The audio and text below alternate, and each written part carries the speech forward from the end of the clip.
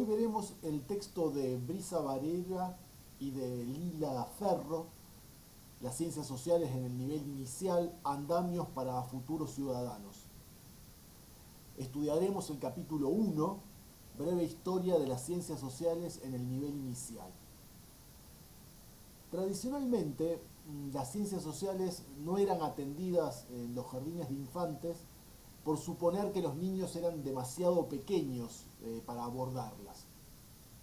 De esta manera, los contenidos y la didáctica de las ciencias sociales no aparecían en los diseños curriculares del nivel inicial, ni siquiera figuraban.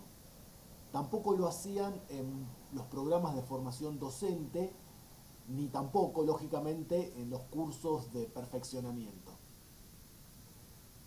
Sin embargo, estos contenidos o algunos de los contenidos de ciencias sociales fueron trabajados durante muchos años en los jardines, sin que figurasen en los currículos correspondientes. Tal es el caso de las efemérides, que más adelante veremos con mayor detalle, y la llamada socialización. Esto es el proceso natural, deseable, supuestamente natural y deseable, de pautas universalmente válidas, como ser hábitos que tienen que ver con la integración del niño, hábitos y nociones que tienen que ver con la integración del niño a diferentes grupos sociales. De esta manera se abordaban tópicos tales como la familia, el barrio, la escuela. Son o fueron temas tratados y siguen siendo en los jardines, tratados ya como algo tradicional, clásico, con una visión supuestamente neutra, que reproducía en realidad valores, comportamientos y estereotipos sociales. La función del jardín no era otra que enseñar qué es la familia, cómo es el barrio y sus servidores públicos, presentando el modelo e imaginario de la clase media. Esto es una manera de entender la familia nuclear, padre, madre, hijos, en el seno del matrimonio, el barrio de clase media, el barrio que se suponía que era igual para todos, y la familia también. Ciertos contenidos de ciencias sociales eran considerados fundamentales para la construcción de una identidad colectiva y personal. También para permitir la pertenencia o facilitar la pertenencia de los niños a una comunidad determinada. El desarrollo de estos contenidos pecaba de superficial, se limitaba a la enumeración y a la descripción de actores y escenarios cercanos, entre comillas, a los niños, cercanos física y emocionalmente. Y se buscaba imitar lo observado durante salidas o experiencias directas.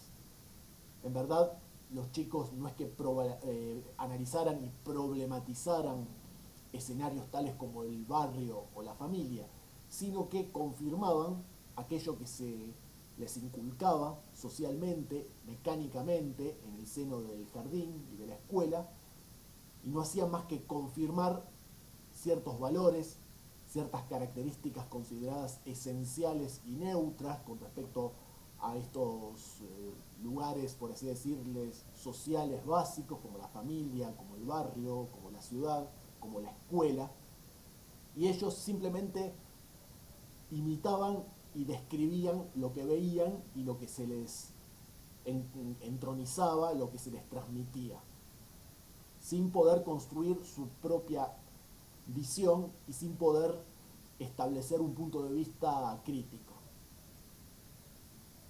Lo mismo sucedía con las fechas patrias, las efemérides.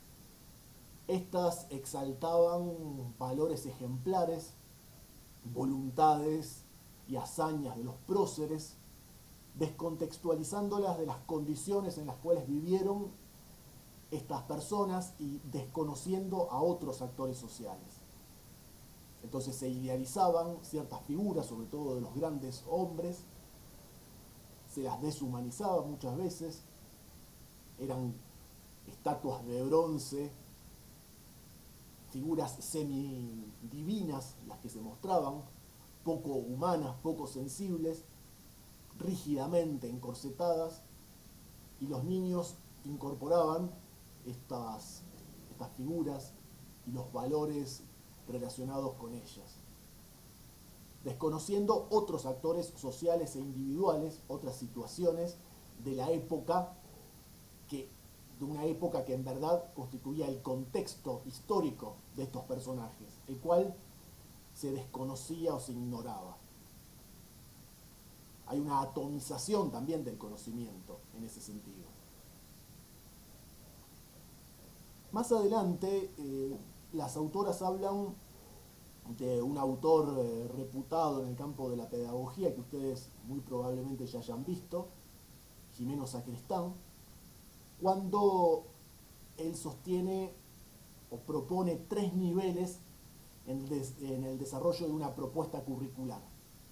El primero de estos niveles es el llamado currículum prescripto, el segundo, el presentado por los profesores, el currículum presentado por los profesores, y el tercero es el moldeado por ellos.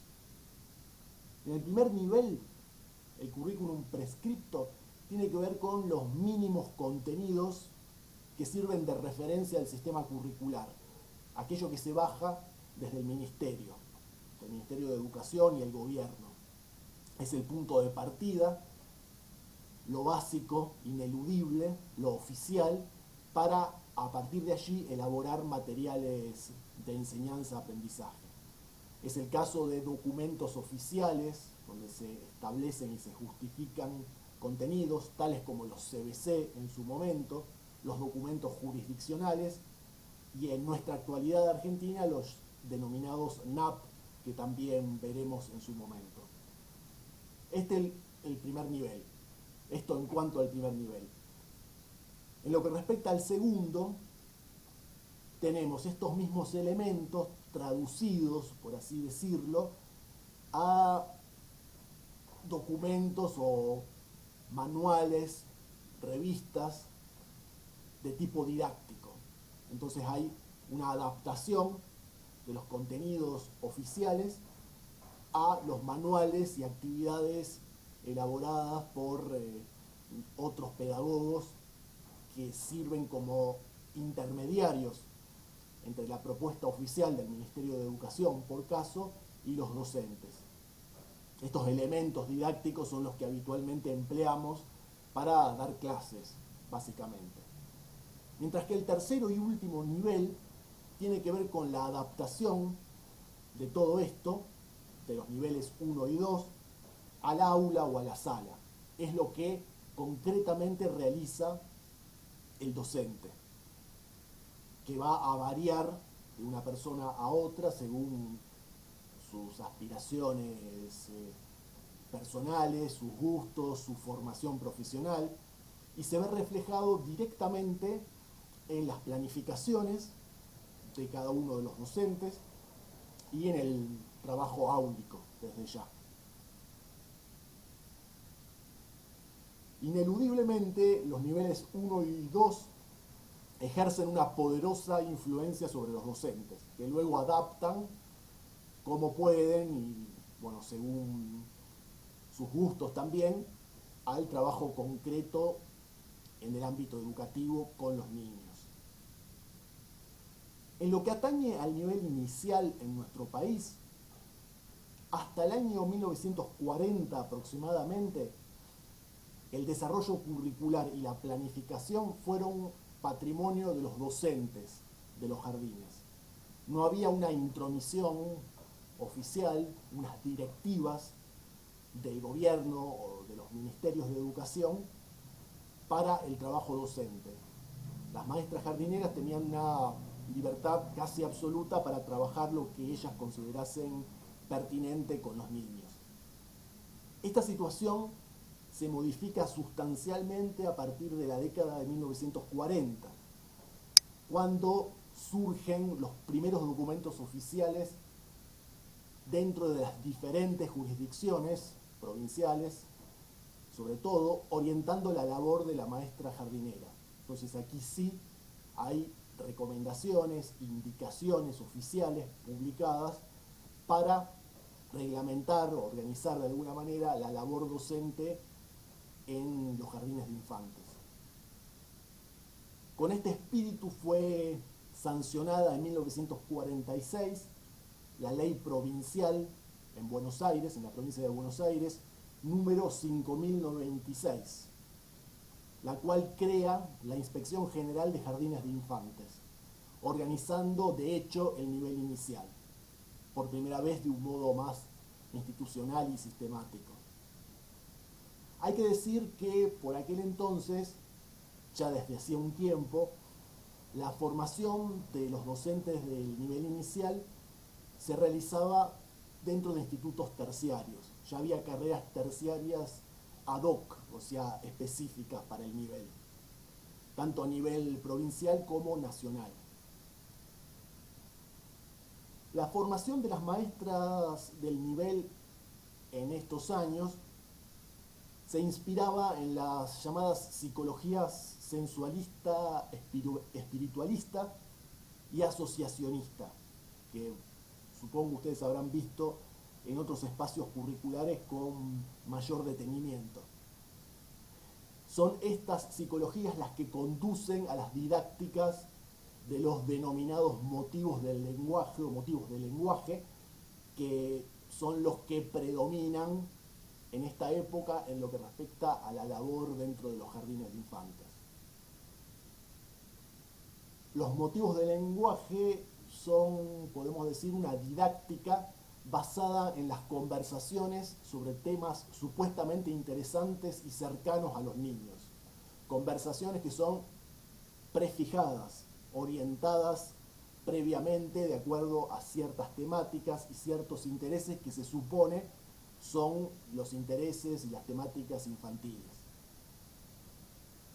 Estas temáticas prefijadas no solían tener demasiada conexión con el contexto real de los niños, sino que aparecían de manera aislada, abstracta, excesivamente formal e irreal de a ratos. La planificación didáctica entonces se organizaba en torno a estos motivos de lenguaje. Hasta los años 60 incluso se siguió trabajando de esta manera, pero ya se percibieron positivamente cambios y una influencia directa derivados de la llamada escuela nueva. Como la escuela nueva, esta corriente pedagógica que ustedes de seguro vieron en otros espacios curriculares. La escuela nueva atacaba, podríamos decir, la rigidez de las actividades tradicionales del nivel y la escasa participación permitida a los niños hasta ese momento. Pero no cuestionaba los temas descontextualizados que se seguían manteniendo, tales como los ya citados de la escuela, el barrio, la familia. Estos temas parecían ya entronizados como ineludibles, como indiscutibles, pese a su abstracción y a su irrealidad y esquematismo evidentes. Se seguía trabajando de la misma manera, digamos, modificada, flexibilizada, con actividades nuevas, más pertinentes, pero siempre respetando estas unidades o estos elementos básicos, estos principios casi fundacionales de la enseñanza-aprendizaje dentro del nivel. Aquí les brinda en este texto algunos motivos de lenguaje para las salas de 3 y de 4 años. En el caso de la sala de 3, una de las unidades a trabajar se titulaba Los Grandes Patriotas. Aquí se trabaja sobre San Martín, su infancia y su vida, el cruce de los Andes, Sarmiento, el gran maestro argentino, su infancia y su vida, el Día del Maestro. Mientras que en la sala de 4 los contenidos son un poco más complejos.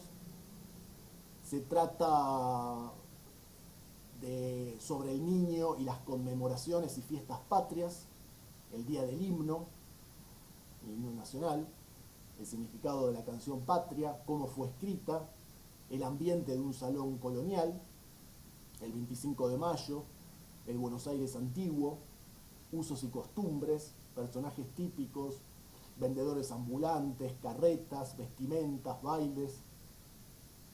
Otro de los personajes destacados a trabajar, Cristóbal Colón, descubridor de América, hoy lo pondríamos entre comillas, lo de descubridor, su infancia y su sueño de marino, las tres carabelas, el primer viaje y el descubrimiento de América, los indios, costumbres, viviendas, vestidos, alimentos, armas, etc. Estos son algunos de los tópicos que se trabajaban en las salas de 3 y 4 hasta la década del 60, bueno, y más adelante incluso también. Por otra parte, más allá de los contenidos históricos ligados estrechamente a las efemérides o fechas patrias, tenemos la enseñanza de lo social o socialización. Tiene que ver con algo que ya hemos citado al principio de esta exposición, que es lo actitudinal, de alguna manera, los hábitos y rutinas a asimilar por los niños, sobre la base de la memorización de hechos y personajes históricos en los que se resaltaba, o de los que se resaltaba, su heroicidad. Digamos, esto por un lado, el aprendizaje de hábitos, de puntualidad, de orden, de saludar, respetar al otro, respetar turnos, todo lo actitudinal y lo ligado a la socialización, y por el otro lo que ya analizamos, lo histórico, los personajes históricos y los valores que ellos encarnaban, vinculados de alguna manera o relacionados con estos elementos básicos de la socialización también. Digamos, hay ciertos valores que son comunes a todos los contenidos de ciencias sociales trabajados. Y como recursos didácticos se empleaban relatos y se memorizaban poesías y canciones. El aprendizaje memorístico era fundamental en esta época. Entre los hábitos ya citados, que vamos a repetir y completar con algunos otros, les hablé de la cortesía, de la obediencia, del trabajo, del juego armónico entre los niños, dentro del grupo, respetando ciertas normas, respetando al otro, el inculcar amor a la patria, de nuevo nos corremos a la parte histórica, y a la vez valorativa, lo que tiene que ver con los valores sociales y nacionales, venerar héroes e instituciones. Este es uno de los propósitos básicos no solo del jardín, sino de la escuela en general, respetar la puntualidad y los saludos, la participación en actividades sociales del aula, trabajar con orden y aseo, esperar turnos, como ya les dije, considerar indicaciones para cruzar la calle, transitar por la vereda, etc. Mucho de lo que acabo de mencionar se sigue trabajando, pero desde otra óptica, como ya veremos. También durante los años 60 se produce otro cambio importante, que tiene que ver con la introducción de los llamados centros de interés. Se cuestiona la definición tradicional de unidad didáctica y se propicia una organización de los contenidos más flexible y definida por los mismos alumnos. Se centra el interés y el trabajo y la propuesta didáctica en el niño mismo, en sus intereses y en la construcción de actividades y contenidos por parte del verdadero niño dentro del contexto considerado verdadero, y no tanto por parte del docente y de contenidos concebidos por fuera de la realidad infantil. Los contenidos entonces se los extraía del auténtico mundo del niño, digamos, auténtico que puede discutirse también esta noción, pero de lo que se consideraba al menos como lo verdaderamente real e infantil. El niño también de hoy, el niño imbricado con un contexto histórico determinado. Estas consideraciones se basaban todas ellas en un francés, en las ideas de un tal de Crolly, quien sostenía que era necesario trabajar con los niños a partir de una manera, de su manera particular de percibir el mundo, una forma global y sincrética, distinta de la del adulto, y de sus intereses, los intereses propios del niño, tal como ya señalamos.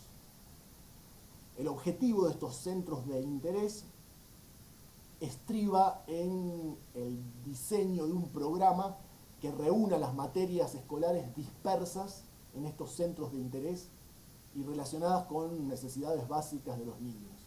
Entonces, en vez de enseñar ciertos contenidos prefijados, aislados, abstractos, se bucea, se exploran los intereses del niño, se extraen elementos y se trabaja con otras nociones claves, tal como se venía haciendo, como el niño y su familia, el niño y la escuela, etc.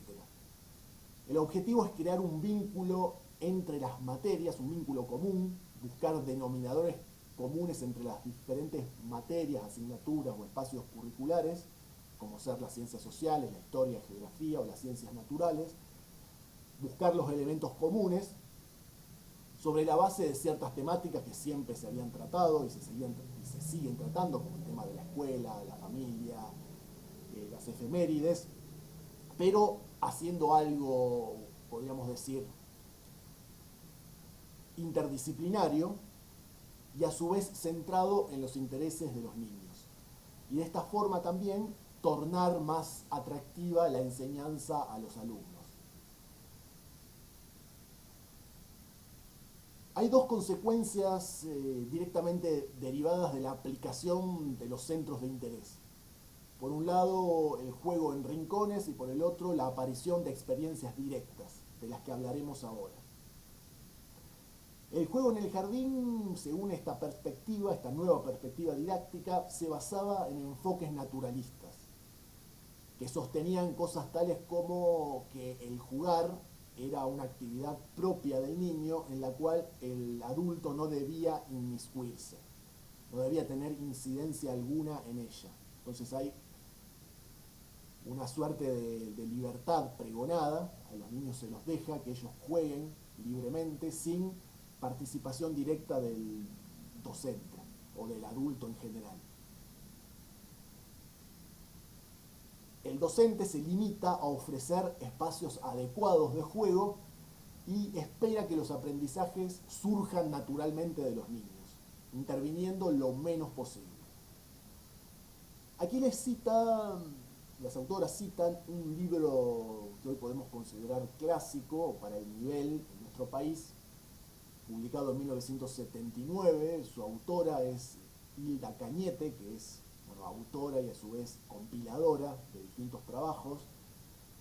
El libro se titula Un jardín de infantes mejor, 7 propuestas. Dentro de estas 7 propuestas hay 2 artículos que presentan 2 posturas diferentes. Por un lado, la que acabamos de explicar, esta postura ambientalista del juego absolutamente libre, que es sostenida por la propia autora y compiladora Hilda Cañete, pero encontramos en el mismo volumen otra propuesta, otro artículo de Susana Galperín, quien define los principios sustentadores del llamado juego-trabajo, también desde un enfoque ambientalista. Para ella, el mejor aprendizaje tiene que ver con la actividad creadora y la resolución de situaciones problemáticas.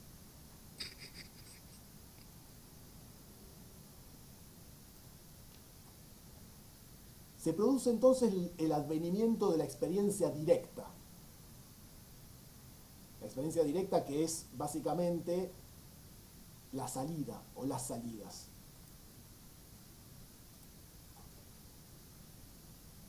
También podemos hablar de la experiencia directa y de las salidas como una realidad sin sustitutos. Las salidas fueron, y siguen siendo hasta el día de la fecha, una forma muy usual de experiencia directa. Las salidas de tipo didáctico, donde los niños se enfrentan con la realidad y la exploran, con el concurso o la guía del docente, obviamente. Está claro que las salidas didácticas son un recurso imprescindible y muy útil para generar aprendizajes, para estimularlos, para poner en contacto a los niños de manera directa con la realidad, para que ellos puedan construir su propia visión de las cosas, pero se corre el riesgo, algo que sucedía en el pasado y que sigue aconteciendo en el presente, de que los niños en estas salidas, que son rígidamente pautadas muchas veces por los mismos docentes, que los niños no indaguen esa realidad que observan, sino que salgan a observar lo que ya conocen, a confirmarlo, para luego repetirlo, reproducirlo en el aula, que es lo que suele hacerse. Es una actividad que tiene que ver, en definitiva, con una mera imitación de lo observado. Se describe lo que se observa según ciertas pautas, según ciertos lineamientos. Hay como los chicos están mecanizados para observar determinadas cosas y hacer determinadas cosas y luego confirmar eso que ya ellos saben o eso que se les transmite, enumerarlo, describirlo sin problematizarlo.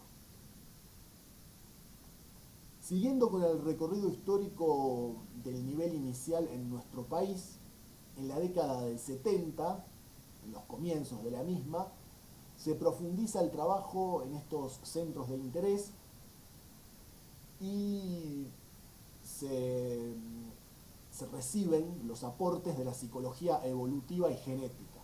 De esta manera se complejiza y se mejora esta metodología de trabajo en el nivel inicial. Hasta que en el año 1976 se produce el golpe militar y la dictadura militar más sangrientas de nuestra historia, lo cual corta brutalmente con estas nuevas experiencias pedagógicas. En el sistema educativo argentino en general se impone una corriente neoconductista, tecnicista, para ejercer un absoluto control sobre la labor docente, digamos, un autoritarismo, un control minucioso, absoluto de lo que hace el docente en el aula o en la sala. Entonces aquí se genera o se tiene lugar un retroceso brutal, una intromisión autoritaria en nuestro sistema educativo en general, no solo en el nivel inicial.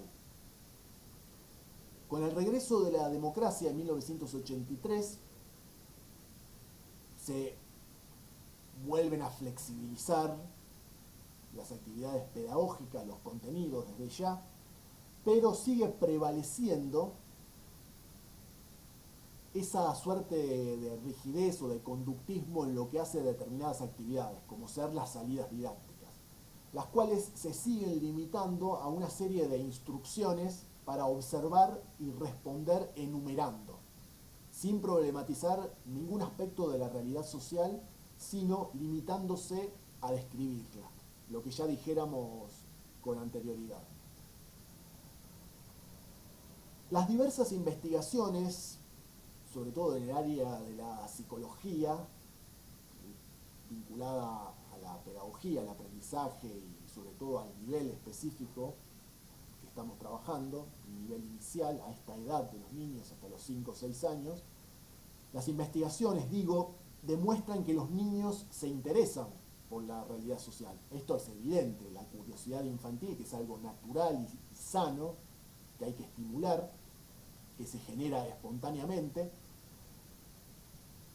Los niños, en su intento por comprender esta realidad social, construyen ideas, ¿sí? Ideas que no son totalmente disparatadas, pero que sin que, digamos, ante la ausencia de contenidos sistemáticamente organizados en el nivel inicial, contenidos de ciencias sociales, es imposible corregir estas ideas y problematizarlas en el jardín.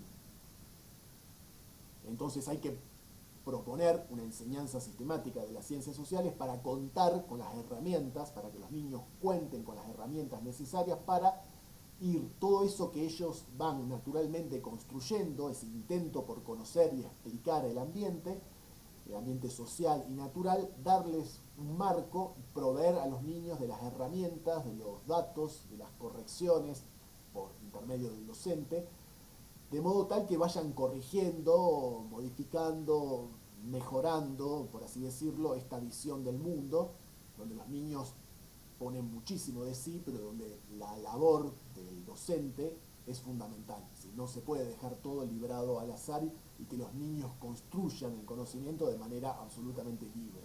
Esto es apenas una porción del proceso, no todo el proceso en su conjunto. De lo contrario, estaríamos menoscabando la labor del docente directamente. En lo que hace a los temas históricos, ya desde hace unos años, a partir de los 90 y ya andando la presente centuria, el siglo XXI, se revisan ciertos estereotipos y se relativizan las versiones más extremas y más tradicionales. Este es el caso paradigmático del 12 de octubre. Aquí el estereotipo del indiecito es, dicen las autoras, desplumado, utilizando una metáfora, es relativizado y se centra ahora la visión del indígena en la dimensión cultural de los pueblos originarios y en lo que significó el despojo, la irrupción traumática de los españoles en este continente.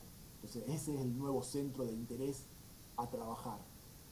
Y en ese sentido ya se han realizado algunas actividades vinculadas o orientadas por esta nueva visión, muy particularmente en las efemérides y en los actos escolares, sobre todo del 12 de octubre.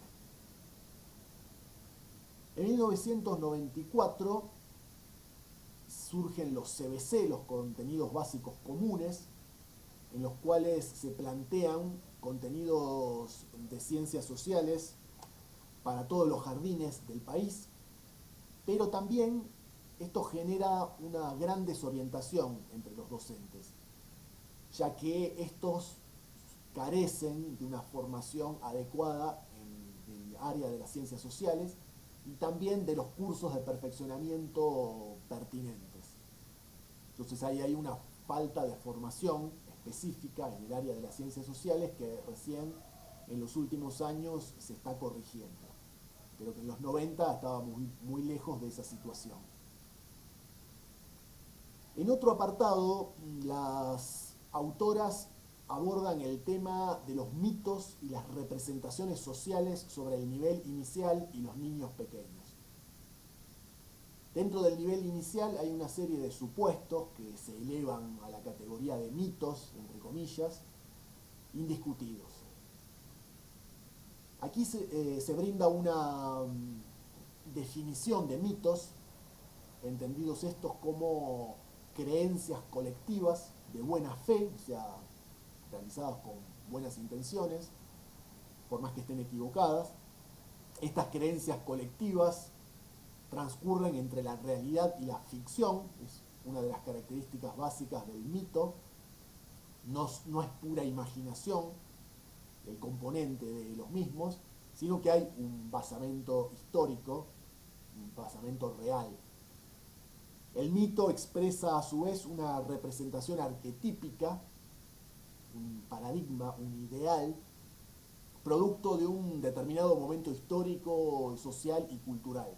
Hay distintos arquetipos, paradigmas, que son mostrados como algo ahistórico, como algo universal, esencial, pero que en definitiva estos modelos o estos paradigmas que se transmiten a través de los mitos varían a lo largo del tiempo. Son productos históricos. Cada época tiene los suyos. Pero en todos los casos estos mitos se van configurando hasta transformarse en una convicción muy similar a una verdad sagrada, que no admite ningún tipo de cuestionamientos y que es naturalizada. Estos mitos generan creencias y prácticas docentes concomitantes que no son revisadas para nada, como esto que les hablaba al principio de la escuela, la familia, el barrio, como unas entidades universales, abstractas, iguales en todos los casos, y se reiteran estos mitos una y otra vez en los jardines de infantes a lo largo del tiempo. En lo que respecta a los hábitos y a las rutinas, es una verdad indiscutible que estas constituyen una exigencia, una necesidad para vivir en sociedad. No podemos prescindir de los hábitos y de las rutinas. Pero lo que sería más específico del nivel inicial es la reflexión de los docentes acerca de qué hábitos, qué rutinas y qué normas son viables en el nivel y deseables para formar futuros ciudadanos críticos. Entonces, no son todos los hábitos, rutinas y normas las que se tienen que enseñar, sino algunas de ellas, las que son más pertinentes para el nivel, y sobre todo de cara al futuro, a los ciudadanos críticos que se supone debemos formar. Entonces, estos valores, traducidos en ciertas normas, en ciertos hábitos, deben ser democráticos, no pueden ser autoritarios. En realidad es eso lo que les están expresando las autoras. Otro mito del nivel inicial es esto tan difundido de responder a las necesidades e intereses del grupo. Es lo que vimos cuando analizamos la cuestión de los centros de interés, donde el protagonista único es el niño. Antes era el docente el que guiaba el proceso de enseñanza y aprendizaje, el que dictaminaba lo que se debía aprender, lo que el niño tenía que asimilar y asumir, hasta que en la década del 60 se pasó al otro extremo, donde el niño era el gestor de todo. Es una idea tan extrema e insostenible como la otra. Es decir, la enseñanza no puede oscilar de manera unívoca y absoluta del docente, en ciertos casos, al niño en ciertos otros casos o propuestas pedagógicas, sino que debe haber algo mixturado donde el docente continúe ejerciendo un rol protagónico, porque por algo es el docente, digamos. Esto salta de suyo. A su vez, podemos decir que esto de poner todo en el niño supone un riesgo, el de dejarlos encerrados en sus propias prácticas particulares y de privarlos de conocer otras realidades que ellos no conocen y que solo el docente y la escuela les pueden proporcionar.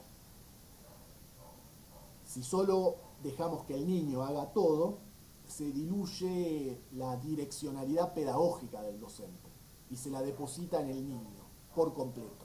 Y este es el error, el grave error que hay que evitar. Es lo que sucede con los denominados emergentes,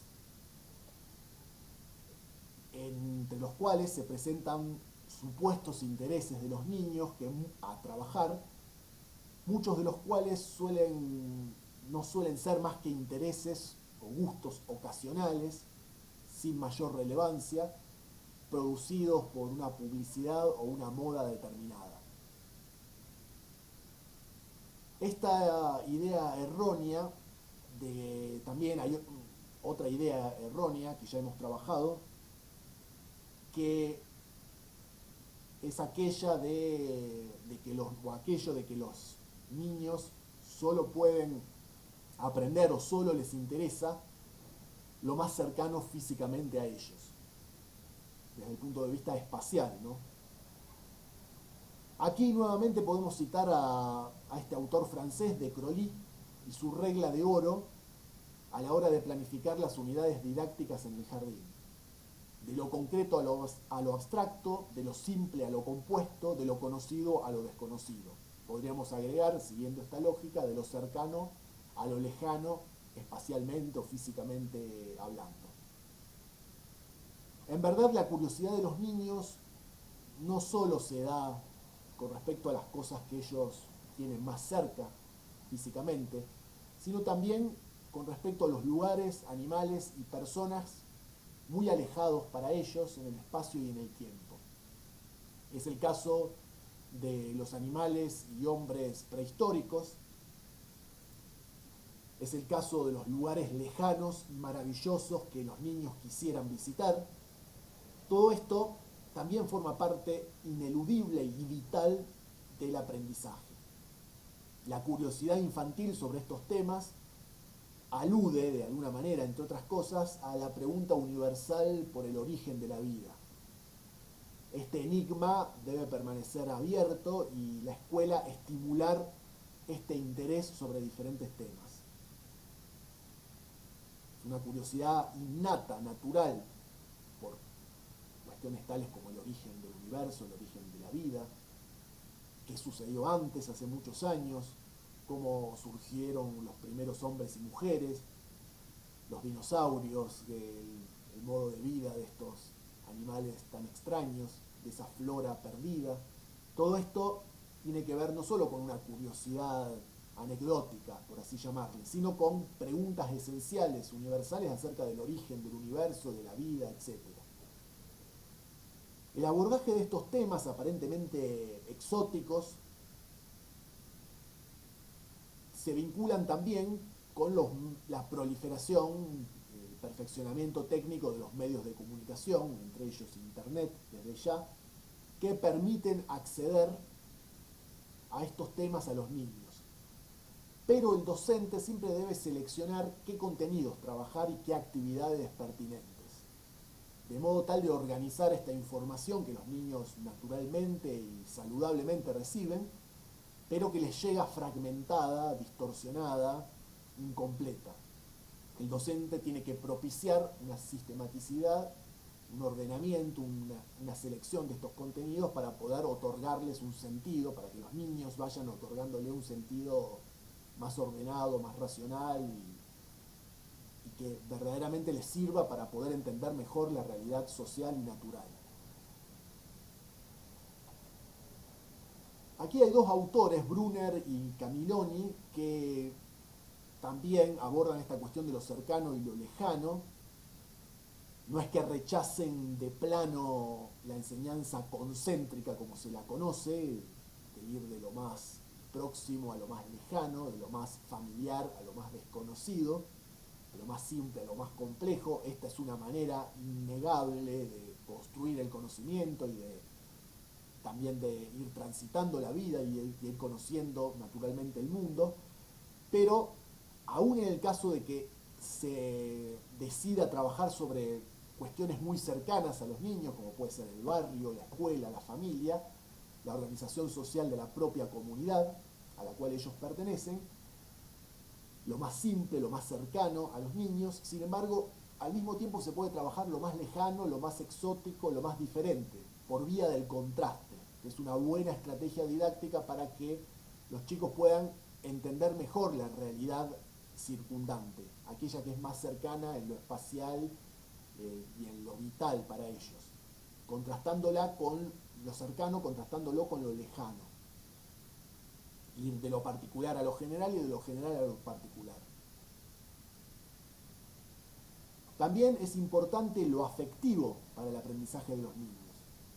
Entonces, cuando abordamos el estudio de la historia, donde el cuento, la narración es un recurso invalorable, estas historias que son mitad reales y mitad ficcionales, en las que se presenta la vida en la cual el niño está inscripto. Digamos, hay ciertos elementos que afectivamente al niño le mueven cosas que tienen que ver con su propia experiencia, que transcurren en un plano temporal y espacial muy lejano, muy ficcional, pero donde hay elementos que tienen que ver con cuestiones universales, humanas y afectivas. Entonces esto es imprescindible y es útil desde el punto de vista didáctico para el nivel. Finalmente se menciona una temática que volveremos a abordar en otros textos, que es otro mito, el de la niñez feliz y la inconveniencia de enseñar a los niños lo trágico o desagradable. Hay diferentes posturas al respecto, que ya veremos. Aquí hay quienes sostienen que hay que eliminar por completo ese abordaje de lo terrible, de lo doloroso, lo desagradable, que es una parte innegable de la realidad, aún de la realidad más positiva, y que los niños tarde o temprano deberán conocer. La vida los enfrentará necesariamente a esta dimensión más sombría del mundo y de las experiencias personales y colectivas, pero en la medida de lo posible hay que, sostienen muchos autores, impedir que el niño se enfrente con estas situaciones, dejarlas para más adelante o suavizarlas, ir incorporándolas gradualmente y sobre todo desde una perspectiva más útil para el aprendizaje. Entonces estas situaciones se pueden trabajar dentro de ciertos límites, suavizándolas, por así decirlo, no enfrentando a los niños de manera traumática o brutal con los aspectos negativos del mundo, pero convirtiendo este, este abordaje de lo negativo en situaciones de aprendizaje, de las cuales se pueda extraer algo útil, algo positivo. Digamos, esta sería la idea así elemental o básica considerada que en textos subsiguientes seguiremos analizando.